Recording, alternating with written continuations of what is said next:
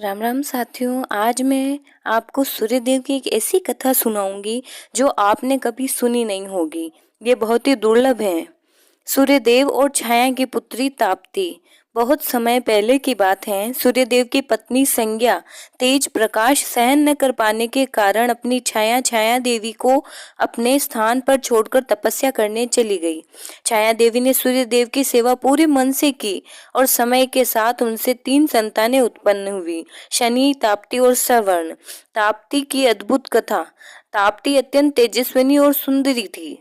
उनका तेज स्वयं सूर्य की किरणों के समान था।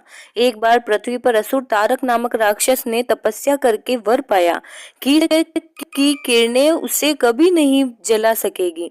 इस वरदान के बाद वह तीनों लोकों में उत्पात मचाने लगा।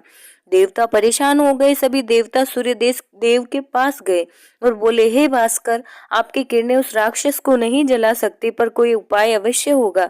सूर्यदेव बोले, मेरी पुत्री ताप्ती में सूर्य का ही तेज है, पर उसका स्वरूप कोमल और देवी स्वरूप है। यदि वह चाहे तो उस राक्षस का नाश कर सकती है। ताप्ती ने पिता से कहा, यदि यह कार्य धर्म की रक्षा के लिए है तो मैं उस अधर्मी को भस्म कर दूंगी।